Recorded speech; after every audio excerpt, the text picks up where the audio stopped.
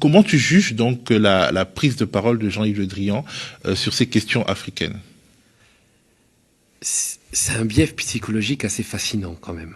C'est-à-dire que je pense que ça serait intéressant d'amener des psychiatres au Quai d'Orsay et au ministère de la Défense français et de les laisser étudier parce que c'est un vrai cas d'école. Et Jean-Yves Le Drian, qui est le tenant de la vieille France-Afrique à papa, une sorte de focard au petit pied, est l'exemple le plus intéressant. On est dans le déni total.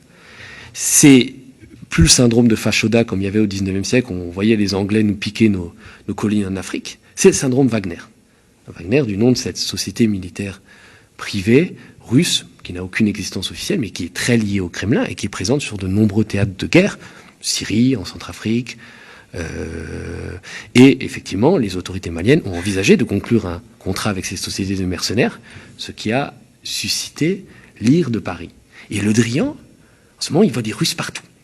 Ils sont obsédés par les Russes. Ils expliquent tout par les Russes. C'est-à-dire que la perte de puissance de la France, son précaré qui se réduit comme peau de chagrin, la colère de la population qui s'est exprimée à Kaya mais qui s'exprime ailleurs, tout ça, on l'explique, on dit oui, mais en fait, c'est les réseaux sociaux, c'est des trolls russes, c'est des mercenaires russes qui manipulent tout ça. Alors, oui, pour une petite partie.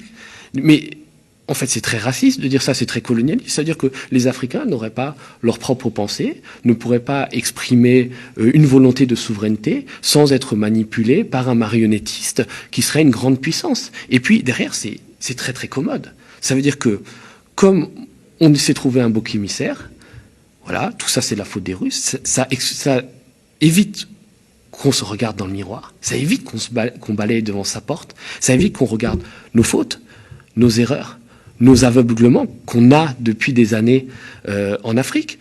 Je parlais tout à l'heure du soutien inconditionnel aux dictateurs, ces dictateurs-là qui poussent certaines personnes en manque d'espoir dans les bras des terroristes. Je pourrais parler du franc CFA, on a vite fait un ravalement de façade, mais c'est resté le même. Je pourrais parler encore des bavures de l'armée française, parce que ce qui crée la défiance, ça peut être aussi les bavures comme il y a eu à Bounty au Mali en ce début d'année, où l'armée française, l'aviation française a bombardé un mariage, tuant 22 civils. Et quand l'ONU a fait une enquête et a dit « Ah, en fait, c'était pas du tout des djihadistes, c'était un mariage », la France, par la voix de la ministre des Armées, Florence Parly, a traité l'ONU de menteur.